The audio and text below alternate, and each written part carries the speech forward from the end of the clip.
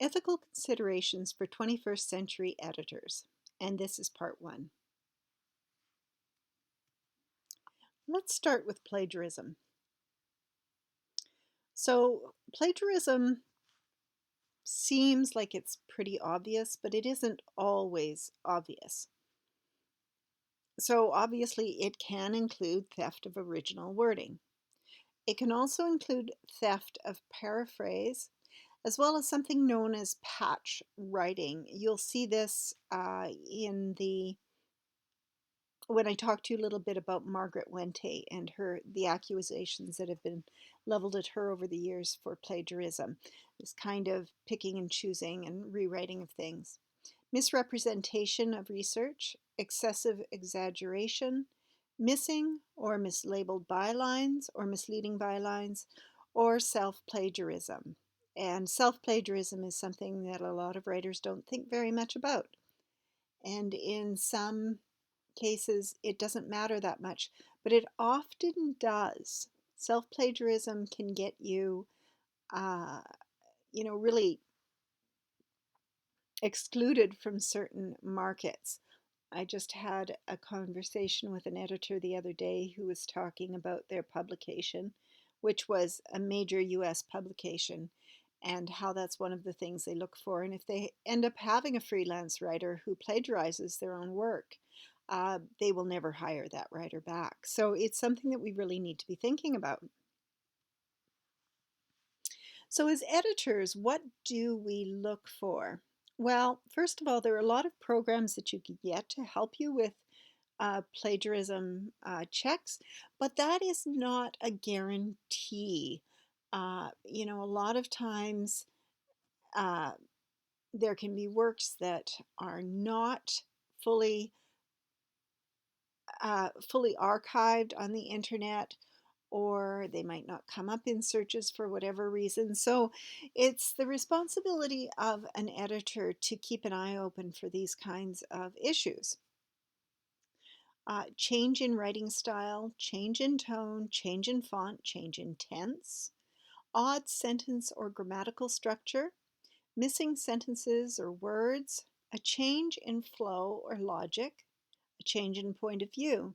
So anytime it looks like someone's stitching something together, this is the kind of issue that you might be looking at. If you are well versed in a certain area, the material itself might feel familiar. Perhaps unusual diction, a change in vocabulary, inadequate transitions, the number of quotes.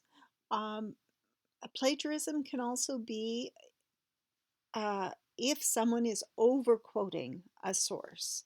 And so you might think as a writer that it's okay to quote as long as you attribute those quotes to an author, but it's also not okay to overquote.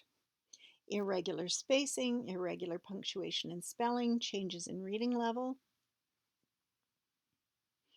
So I had a situation, a quite disturbing case of plagiarism that I ran into. This was many, many years ago. I was part of a publishing house, and one of the other people involved in that publishing house um, ended up plagiarizing something. It was quite upsetting at the time because there had been problems with the relationship between um, the members of this organization. Meetings had become quite heated. There was much rolling of eyes, unprofessional rolling of eyes, and sighs and things like that. And so this particular individual was probably on the way out of this organization already. And perhaps that's why this happened. I think that a lot of it had to do with this particular individual being very unhappy and angry at the situation and not engaged. So essentially, what happened was there were some portions of a book that needed to be written by people working within this organization. And a meeting was called, and we discussed it, and different people decided, okay, I'll write this, okay, I'll write this, okay, I'll write this, and so on. And when the time came to submit these inclusions for this publication, they were submitted, and I was the editor. And what I recall was opening up this document and reading this piece and just being really dissatisfied with it and thinking, this is a terrible piece. I know that this individual is a much better writer than this. I guess I thought, well, I guess they must have just thrown it together and not been engaged. What am I going to do with this? And at first, it was the problem I felt for me was I knew that our relationship was not good at that time, and I didn't want to create further friction, but there was no way I was going to publish this piece in the book because it was terrible. It was so poorly written. And so I thought, well, what do I do? I didn't want to over edit because I thought that might offend as well.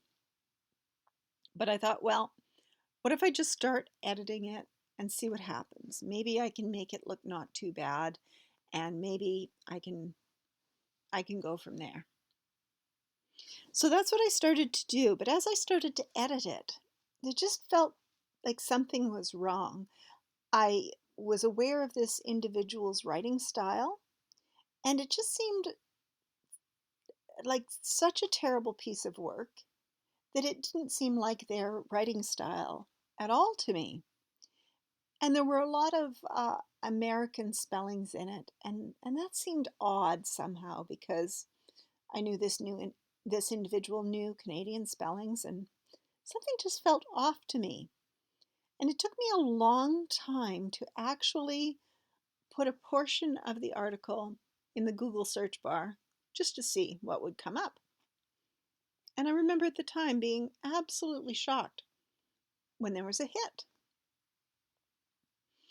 And I read the article that came up with my search, and it turned out that this individual had virtually copied this article verbatim.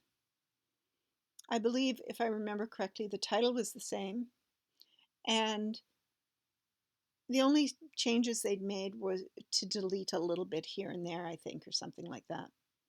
It was very minor. It was almost copied verbatim.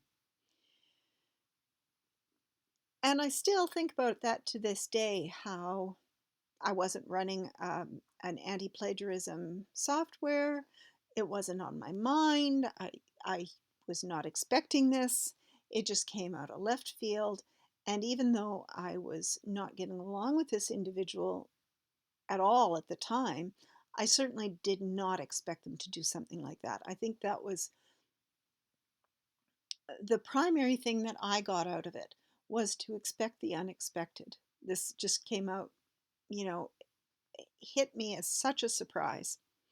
So, if you are in the position of an editor or any situation where you have to be watching for plagiarism,